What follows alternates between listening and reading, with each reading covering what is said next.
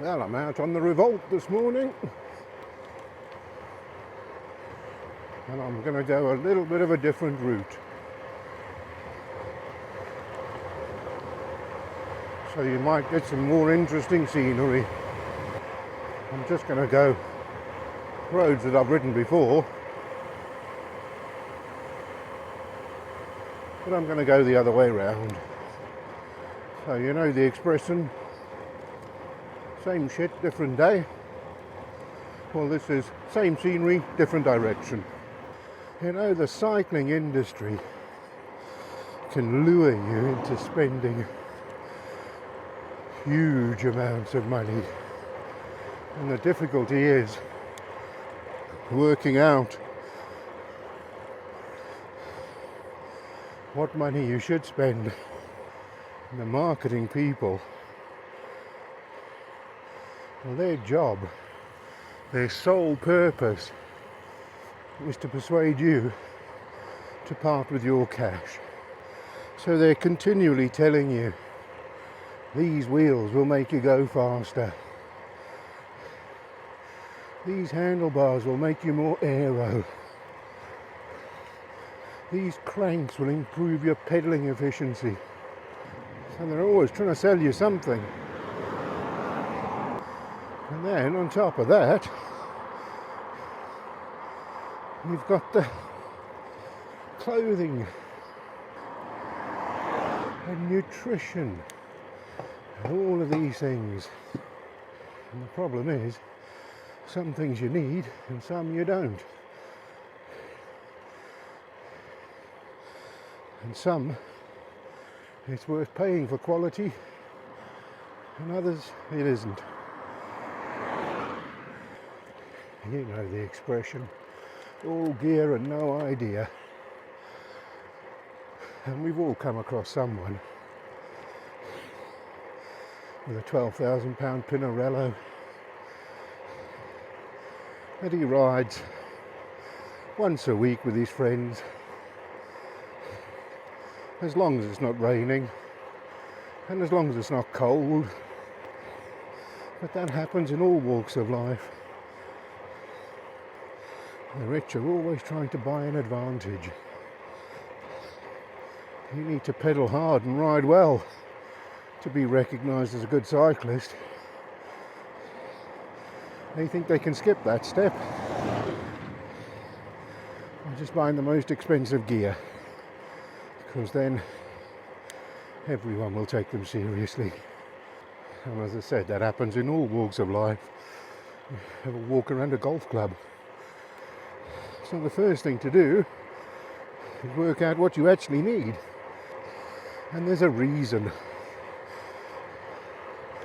that pros have this kind of equipment.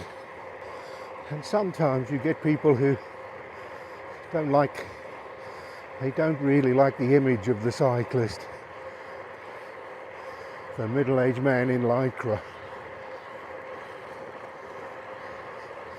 So they'll start cycling, but they're not going to buy any of the gear. And then after 4 or 5 weeks of coming home with a really sore arse, they go, oh, let's have another look at those cycling shorts. But then again, you look at cycling shorts and some are £10 and some are 200. Which ones do you buy? Are you going to really know the difference between a £200 pair and a £10 pair? Because on the one hand,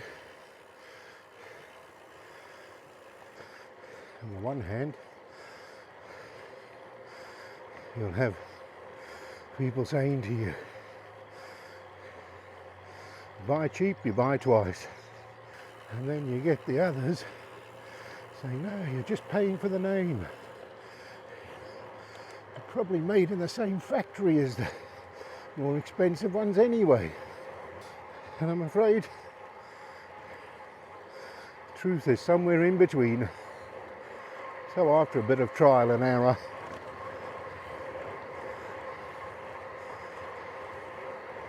you find the happy medium.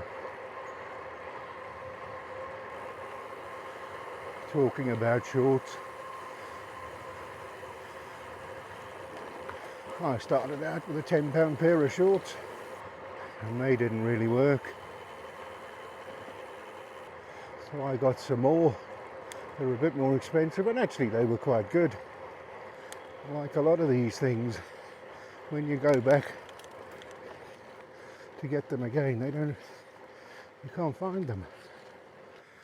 So now I've settled on some shorts that cost about 40 quid. They're a reasonably well-known brand.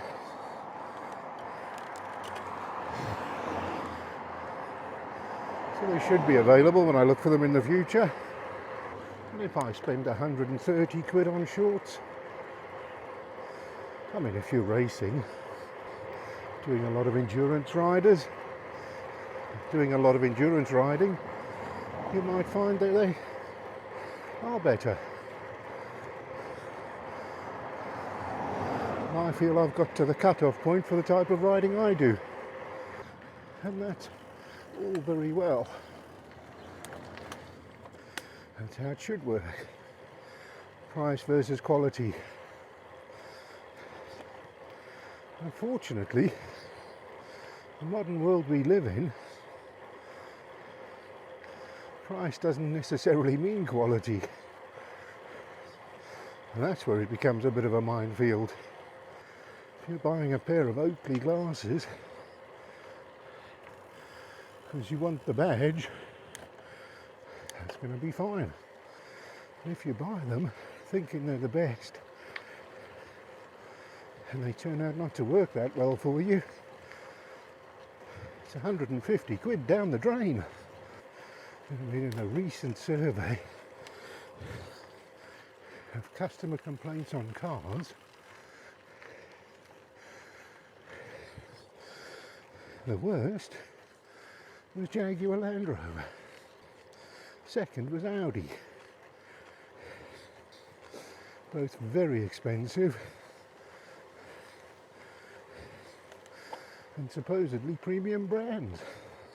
I'm not feeling my best today.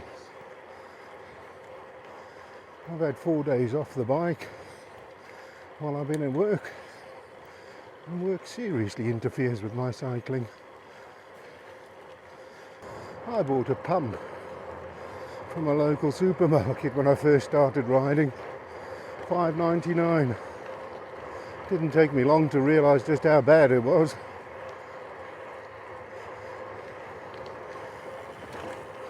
And with tubeless tyres you're pumping them up a lot. So I decided to spend 60 quid and get a really good track pump. I bought a set of Boardman pedals. And they looked like the Shimano. And that was one of those that I fell into that trap. It was probably made in the same factory. They just put a different badge on them. How wrong I was. I mean, for a start, they've gone rusty. But they're really bad. When you try and clip in, your foot slides off, and yet when you try and tow the pedals with the clips out, because you're going slowly, they keep clicking in. If you're going to tell me it's my technique that's wrong, I'll tell you that I've got Shimano SPD pedals on both of my other bikes and they work fine.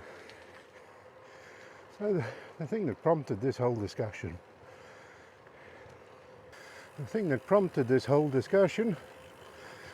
was my glasses, because I bought quite a nice pair, and they're the ones that go darker as the sun gets brighter,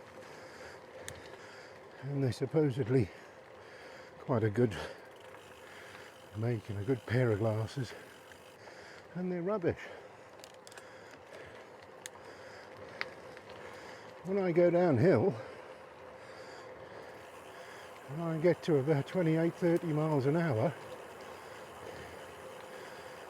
the airflow gets up behind them It makes my eyes water so I can't see where I'm going. And when you're going reasonably fast, it's not really what you want. It's kind of important to see where you're going. Morning. And then, when you go out in the rain, they fog up completely. And even though it's dark, or darkish, the lenses go to maximum darkness. And the raindrops stick to them like glue.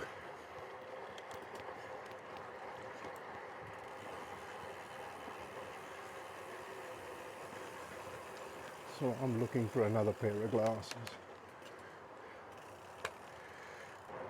So this is a new bit for me. I'm off down this road. I've never been down here before, but I looked on the map. It says there's a bridge. Oh, so there is.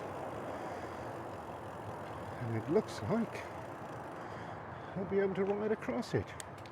I won't even have to carry the bike. Of course, it has got anti-cycle bars on it. That's what we do to encourage cycling around here. Put anti-cycle bars in all the paths.